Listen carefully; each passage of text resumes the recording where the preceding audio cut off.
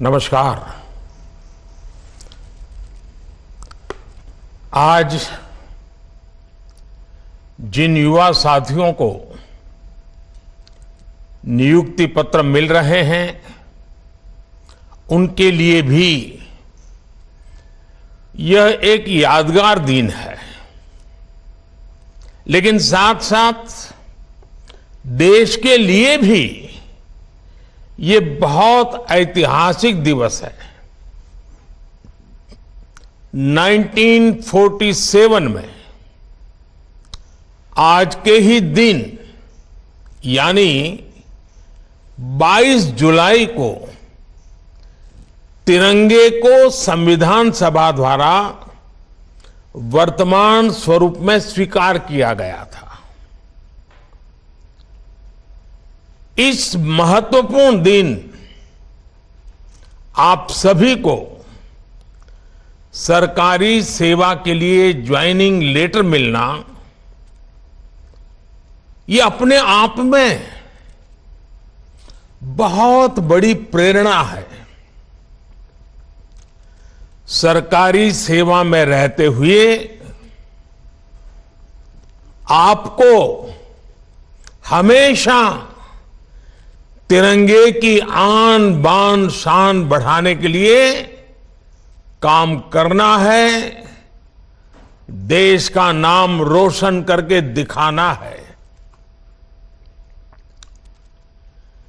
आजादी के अमृत महोत्सव में जब देश विकसित होने के लक्ष्य पर काम कर रहा है, आपका सरकारी नौकरी में आना ये बहुत बड़ा अवसर है। ये आपके परिश्रम का परिणाम है। मैं नियुक्ति पत्र पाने वाले सभी युवाओं को और आपके परिवारजनों को भी बहुत बहुत बधाई देता हूं, बहुत बहुत शुभकामनाएं देता हूं। साथियों, आजादी के इस अमृत काल में सभी देशवासियों ने अगले 25 वर्ष में भारत को विकसित भारत बनाने का संकल्प लिया है।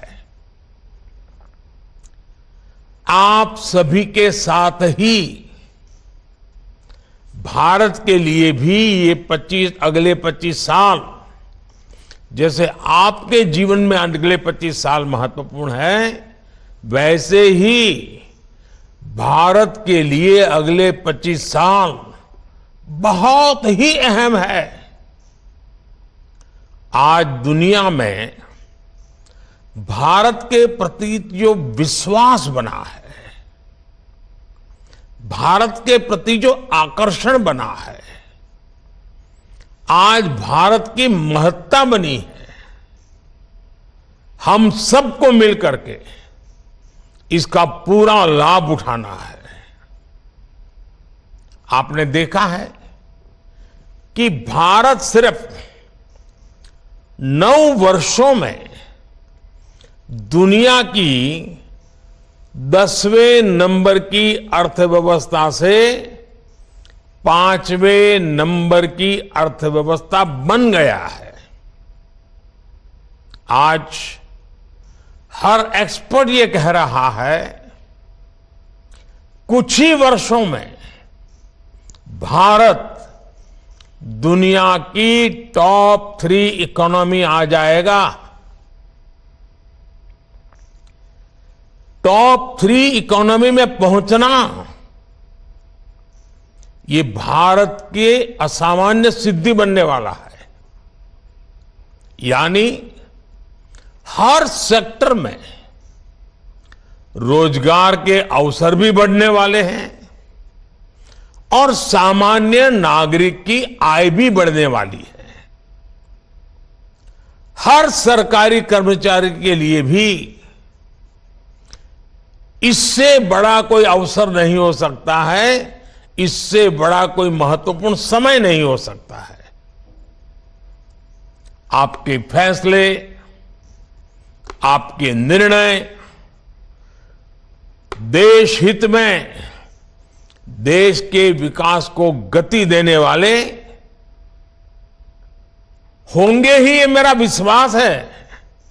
लेकिन ये मौका, ये चुनौती, ये अवसर, सब कुछ आपके सामने है।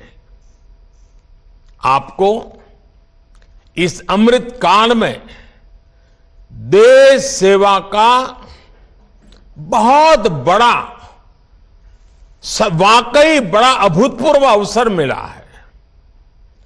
देश के लोगों का जीवन आसान हो,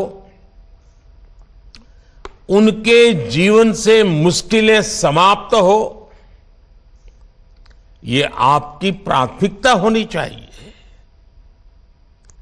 आप जिस भी विभाग में नियुक्त हो, जिस भी शहर या गांव में हो, हमेशा इस बात का ध्यान रखिएगा कि आपके कार्यों से जन सामान्य की कठिनाइयां कम हो, मुसीबतें दूर हो, ईज ऑफ लिविंग बढ़े और साथ साथ 25 साल के अंदर अंदर देश को विकसित भारत बनाने के सपने के भी अनुकूल हो। कई बार आपका एक छोटा सा प्रयास किसी के लिए कई महीनों का इंतजार समाप्त कर सकता है, उसका कोई बिगड़ा काम बना सकता है। और आप मेरी एक बात जरूर याद रखिएगा, जनता जनार्दन ईश्वर का ही रूप होती है। जनता से मिलने वाला आशीर्वाद, गरीब से मिलने वाला आशीर्वाद भगवान के आशीर्वाद के बराबर ही होता है। इसलिए आप दूसरों की मदद की भावना से, दूसरों की सेवा की भावना से काम करेंगे तो आपका यश भी बढ़ेगा और जीवन की जो सबसे बड़ी पूंजी होती है संतोष, वो संतोष वहीं से मिलने वाला है। साथियों, आज के इस कार्यक्रम में बैंकिंग सेक्टर के काफी लोगों को नियुक्ति पत्र मिल रहे हैं। अर्थव्यवस्था के विस्तार में हमारे बैंकिंग सेक्टर की बहुत बड़ी भूमिका होती है। आज भारत उन देशों में से एक है जहां का बैंकिंग सेक्टर सबसे मजबूत माना जाता है। लेकिन 9 वर्ष पहले ऐसी स्थिति नहीं थी। जब सत्ता का स्वार्थ राष्ट्रहित पर हावी होता है, तब कैसी बर्बादी होती है, कैसा विनाश होता है। देश में कई उदाहरण हैं। ये हमारे बैंकिंग सेक्टर ने तो पिछली सरकार के दौरान ये बर्बादी को देखा है, झेला है, अनुभव किया है। आप लोग आजकल तो डिजिटल युग है, मोबाइल फोन से बैंकिंग का सेवाएं लेते हैं, फोन बैंकिंग करते हैं। लेकिन आज से 9 साल पहले जो सरकार थी ना, उस समय ये फोन बैंकिंग का कल्पना ही अलग थी, रिवाज ही अलग था, तरीके अलग थे, इरादे अलग थे। उस जमाने में, उस सरकार में ये फोन बैंकिंग मेरे आपके जैसे सामान्य नागरिकों के लिए नहीं था। देश के 140 करोड़ देशवासियों के लिए नहीं था। उस समय एक खास परिवार के करीबी कुछ ताकतवर नेता बैंकों को फोन करके अपने चहेतों को हजारों करोड़ रुपए का लोन दिलवाया करते थे। ये लोन कभी चुकाया नहीं जाता था और कागजी कार्रवाई होती थी। एक लोन को चुकाने के लिए फिर बैंक से फोन करके दूसरा लोन चुकाने के लिए फिर तीसरा लोन दिलवाना। ये फोन बैंकिंग घोटाला पहले की सरकार के, पिछली सरकार के सबसे बड़े घोटालों में एक था। पहले की सरकार के इस घोटाले की वजह से देश की बैंकिंग व्यवस्था की कमर टूट गई थी। 2014 में आप सबने हमें सरकार में आकर के देश की सेवा करने का मौका दिया।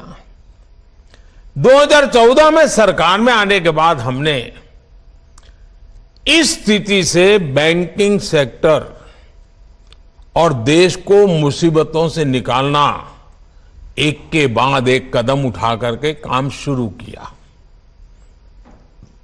हमने सरकारी बैंकों के मैनेजमेंट को सशक्त किया, प्रोफेशनलिज्म पर बल दिया। हमने देश में छोटे छोटे बैंकों को जोड़कर बड़े बैंकों का निर्माण किया। हमने सुनिश्चित किया कि बैंक में सामान्य नागरिक की 5 लाख रुपए तक की राशि कभी ना डूबे, क्योंकि बैंकों के प्रति सामान्य नागरिक का विश्वास पक्का करना बहुत जरूरी हो गया था।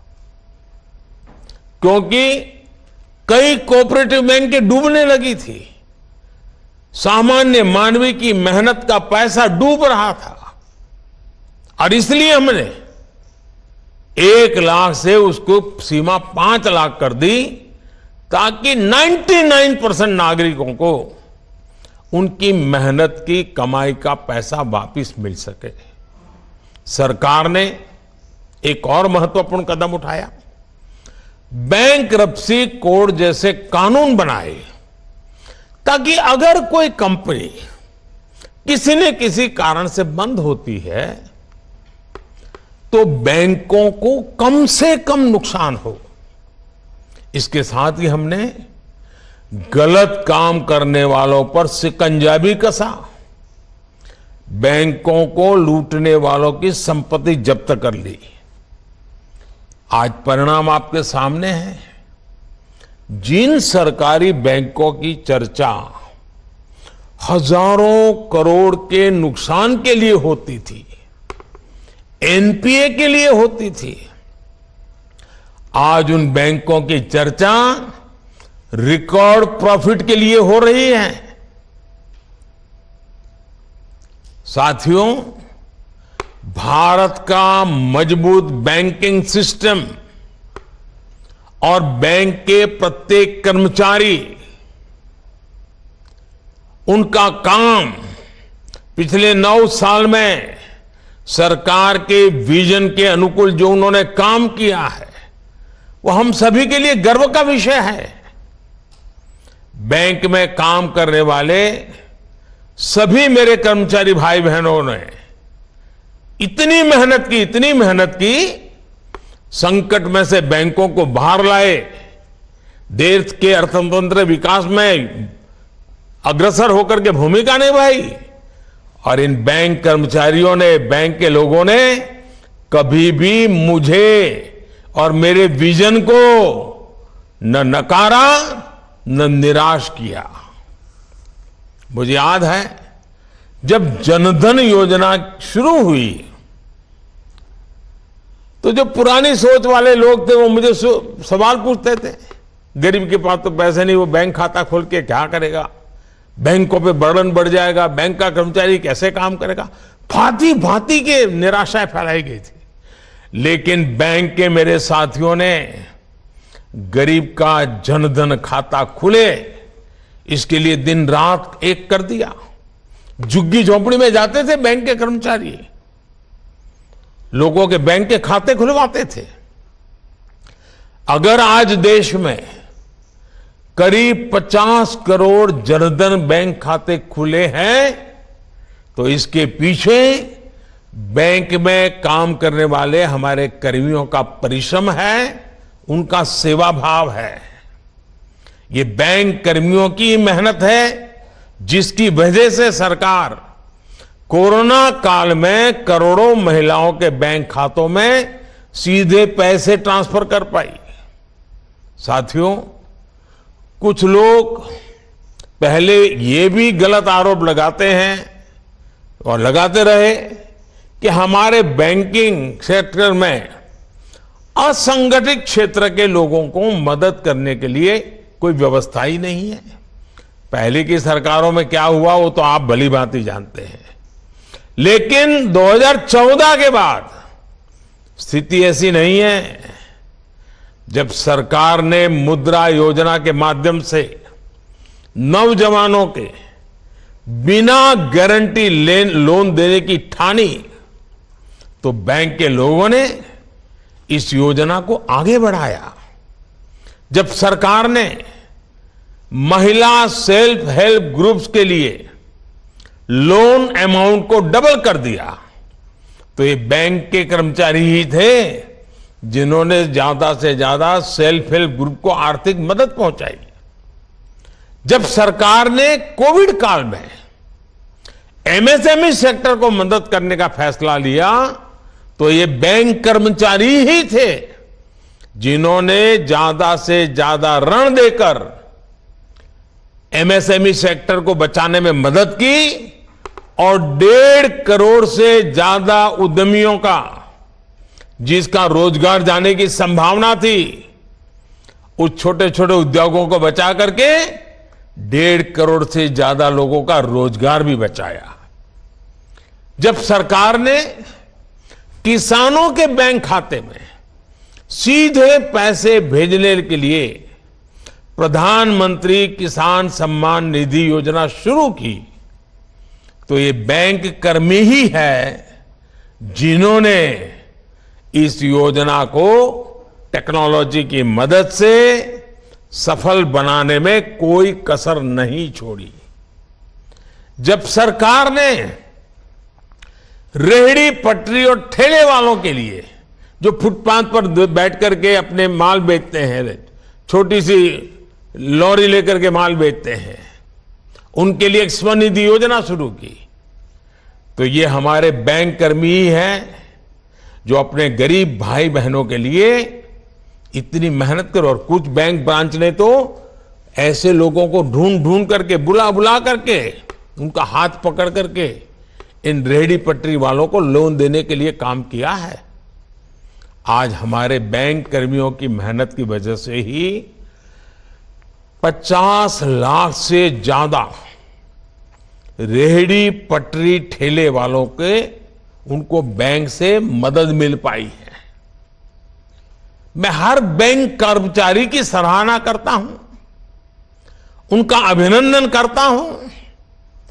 और आप लोग भी अब जब बैंकिंग सेक्टर में जुड़ रहे हैं तो एक नई ऊर्जा जुड़ेगी, नया विश्वास जुड़ेगा, समाज के लिए कुछ करने की एक नई भावना पैदा होगी। पुराने लोग जो परिश्रम कर रहे हैं उसमें आपका परिश्रम जुड़ जाएगा। और मुझे पक्का विश्वास है कि हम बैंकिंग सेक्टर के माध्यम से गरीब तबके को मजबूत बनाना चाहते हैं। उसमें आप लोग आज ये नियुक्ति पत्र के साथ ही संकल्प पत्र लेकर के जाएंगे। साथियों, जब सही नियत से फैसले लिए जाते हैं, सही नीति बनाई जाती है तो उसके परिणाम भी अद्भुत होते हैं, अभूतपूर्व होते हैं। इसका एक प्रमाण अभी कुछ ही दिन पहले देश ने देखा है। नीति आयोग की रिपोर्ट में आया है कि सिर्फ 5 साल के भीतर ही भारत में 13.5 करोड़ भारतीय गरीबी रेखा से ऊपर आ गए हैं। भारत की इस सफलता में सरकारी कर्मचारियों की भी मेहनत रही है। गरीबों को पक्का घर देने की योजना हो, गरीबों के लिए शौचालय बनाने की योजना हो, गरीबों के घर में बिजली कनेक्शन देने की योजना हो, ऐसी अनेकों योजनाओं को हमारे सरकारी कर्मचारी ही गांव-गांव, घर-घर, जन सामान्य तक लेकर गए। जब ये योजनाएं गरीब तक पहुंची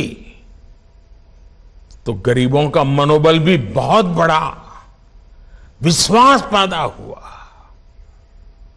ये सफलता इस बात की प्रतीक है कि हम मिलकर भारत से गरीबी दूर करने के प्रयास बढ़ाएं तो भारत से गरीबी पूरी तरह से दूर हो सकती है।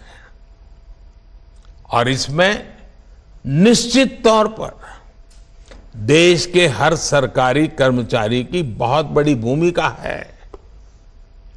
गरीब कल्याण की जो भी योजनाएं हैं, आपको खुद भी उनके प्रति जागृत रहना है और जनता को भी उससे जोड़ना है। साथियों, भारत में कम होती गरीबी का एक और पक्ष है।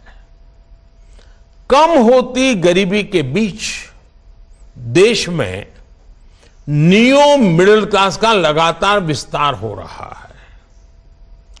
इससे रोजगार के नए अवसर बन रहे हैं। भारत में बढ़ते नियो मिडिल क्लास की अपनी डिमांड्स है, अपनी आकांक्षाएं हैं। इस डिमांड की पूर्ति के लिए आज देश में बड़े पैमाने पर मैन्युफैक्चरिंग हो रही है। आज जब हमारी फैक्ट्रियां, हमारे उद्योग रिकॉर्ड उत्पादन करते हैं तो उसका लाभ भी सबसे अधिक हमारे युवाओं को होता है। आजकल आप देखिए, आए दिन किसी नए रिकॉर्ड की चर्चा होती है, नए अचीवमेंट की चर्चा होती है। भारत से रिकॉर्ड मोबाइल फोन एक्सपोर्ट हो रहे हैं। भारत में इस साल के पहले 6 महीने में जितनी कारों की बिक्री हुई है वो भी उत्साह बढ़ाने वाली है। इलेक्ट्रिक व्हीकल्स की भी भारत में रिकॉर्ड बिक्री हो रही है। ये सब देश में रोजगार बढ़ा रहे हैं, रोजगार के अवसर बढ़ा रहे हैं। साथियों, भारत के टैलेंट पर आज पूरी दुनिया की नजर है। दुनिया में अनेक विकसित अर्थव्यवस्थाओं में लोगों की उम्र तेजी से बढ़ रही है। सीनियर सिटीजन से दुनिया के कई देश विपुल संख्या से भरे हुए हैं। युवा पीढ़ी उनके यहां कम होती जा रही है। काम करने वाली आबादी घट रही है। इसलिए ये समय भारत के युवाओं के लिए बहुत मेहनत करने का है। अपनी स्किल, अपनी क्षमताओं को बढ़ाने का है। हमने ये देखा है कि भारत के आईटी टैलेंट की, डॉक्टरों की, नर्सों की और हमारे गल्फ कंट्रीज में तो कंस्ट्रक्शन की दुनिया में काम करने वाले हमारे साथियों की कितनी डिमांड रही है। भारतीय टैलेंट की इज्जत हर देश में, हर सेक्टर में लगातार बढ़ रही है। इसलिए पिछले 9 वर्षों में सरकार का बहुत बड़ा फोकस स्किल डेवलपमेंट पर रहा है। पीएम कौशल विकास योजना के तहत लगभग 1.5 करोड़ युवाओं को ट्रेनिंग दी जा चुकी है। सरकार 30 स्किल इंडिया इंटरनेशनल सेंटर भी स्थापित कर रही है, ताकि हमारे युवा ग्लोबल अपॉर्चुनिटी के लिए तैयार हो सके।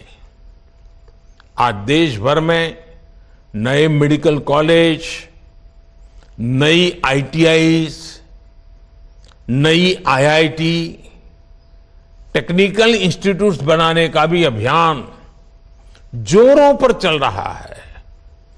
2014 तक हमारे देश में करीब 380 मेडिकल कॉलेज ही थे। पिछले 9 वर्षों में ये संख्या 700 से अधिक हो चुकी है। इसी प्रकार नर्सिंग कॉलेजों में भी बहुत बड़ी बढ़ोतरी हुई है। ग्लोबल डिमांड को पूरा करने वाली स्किल्स भारत के युवाओं के लिए लाखों नए अवसर बनाने जा रही है। साथियों, आप सभी एक बहुत ही पॉजिटिव माहौल में सरकारी सेवा में आ रहे हैं। अब आप पर भी देश की इस पॉजिटिव सोच को आगे बढ़ाने की जिम्मेदारी है।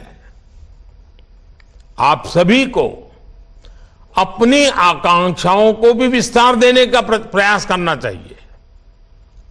नई जिम्मेदारियों से जुड़ने के बाद भी आप सीखने और सेल्फ डेवलपमेंट की प्रक्रिया को जारी रखें। आपकी मदद के लिए सरकार ने online learning platform iGOT Karmayogi तैयार किया है। मेरा आप सबसे आग्रह है कि इस सुविधा का ज्यादा से ज्यादा लाभ उठाने का प्रयास करें। एक बार फिर मैं आपको, आपके परिवार के लोगों को इस नई जिम्मेवारी के लिए बहुत बहुत बधाई देता हूं और इस नई जिम्मेवारी एक आरंभ बिंदु है। आप भी जिंदगी की अनेक नई ऊंचाइयों को प्राप्त करें। आपके माध्यम से जहां भी आपको सेवा करने का मौका मिले, देश का हर नागरिक अपने सपनों को पूरा करने के लिए आपके कारण बहुत नई ताकत को प्राप्त करें। आप अपने हर सपनों को पूरा करें, संकल्प को पूरा करें, इस जिम्मेवारी को बखूबी निभाएं। इसके लिए मेरी तरफ से आपको बहुत बहुत शुभकामनाएं हैं। बहुत बहुत धन्यवाद।